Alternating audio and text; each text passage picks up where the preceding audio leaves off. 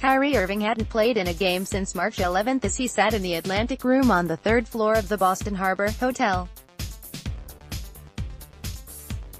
But it's fair to put him down for a couple of deflections, and certainly his comments scored a few points with Celtic followers.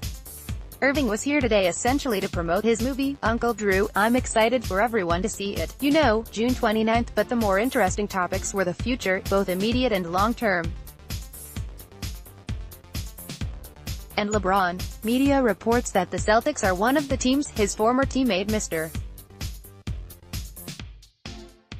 James will consider sparked the obvious question about, after getting himself out of Cleveland last summer, Irving would be open to that. In this business, I've experienced it all and I've seen a lot, he tactfully replied, so we'll see what management decides. Irving made it clear, however, that management will not decide in a vacuum. He hasn't spoken with the club about the LeBron rumors, and it's unlikely the club wants to even broach the subject with him for fear of injuring the relationship with a star who can opt out after the coming season. But Kyrie, who still hasn't started running as he rehabs from knee surgery, seems comfortable with the situation here overall. I'm truly grateful to be able to speak with management as well as our coaching staff, he said. And we pretty much have open dialogue with the direction we're going in, and we all feel confident that we all have something to offer here. And the fact that we're even having those conversations, I'm a part of, I'm thankful for. So obviously it is a business at the end of the day. Ownership and management, they're going to feel what's best for our future, and I'm fully supportive of it. So we'll see what happens. As for the effect of those conversations with Danny Ainge and the front office, Irving said, it puts things at ease. Obviously the speculation from the outside, it's inevitable. So you don't really try to control that narrative.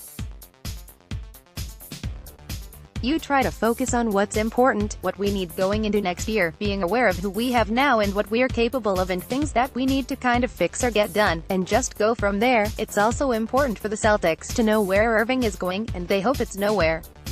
The All-Star guard is on the books for $20,099,189 this coming season and has an option for $21,329,752 in 2019-20.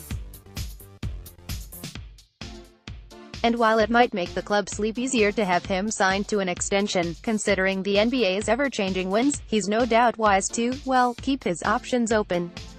And his injury history won't affect that concept, no, he said. Contractually or financially, it just wouldn't make any sense, on whether playing what is essentially a one-year contract could have an adverse impact on the Celtic process. Irving said, the focus is solely on winning a championship next year. I don't think it'll necessarily have an effect. I'm doing my best to kind of deflect all that and focus on what's in front of us. Irving knows, however, that his contract will be there, too. Asked his hope for the future, he cracked, my hope is that maybe we could limit it to maybe one question a day about what I'm doing next year. But obviously I can't really control that. But I think you guys can feel my attitude is really just redemption next year, really integrating myself with our team again and really focus on winning a championship. That's the only thing I'm really worried about. Until I get to that point, then I can't really answer any questions. I'm pretty sure management and I will have a talk, but that talk won't happen now, from all the facts and evidence. However, Irving seems to very much like his role, his teammates and the general concept of playing in Boston. And he left little doubt today that he's looking forward to getting back on the floor with his teammates. What's important to him personally and professionally, he said, I would just say the consistency, the authenticity and honesty, from everything that we're doing as a team and an organization, and doing something bigger than myself. That's what we all compete for. I really just can't wait to see how we all kind of feel going into the summertime and when we get together. Obviously I'll definitely put together a few camps for us as the summer continues, but they deserve the vacation time, man. I've got to still get to work in terms of what I got to do to prepare, but yeah, just leave those guys alone for a little bit then we'll start getting back into it. Irving acknowledged that he has that authenticity with the Celtics, for sure, he said. for sure, and young guys that literally have that drive, they have that desire to be great. I couldn't be more proud of what they experienced. I mean, they went to Game 7 of the frickin' Eastern Conference Finals. He went on to note that it indeed sucked to not be a part of the playoff run, adding, "You work extremely hard to be able to play really well on that big of a stage." The identity of our team was forming at that time at the All-Star break, and to kind of have something like that unexpected, it was hurtful, because a lot of what I wanted to accomplish with our guys and individually as one of the leaders of the team kind of had to take a rest, and I had to really be an outsider looking in from that standpoint. It obviously wasn't going to feel the same, but I was just so proud of our guys and what they did. They passed a lot of expectations and I couldn't be more proud of them.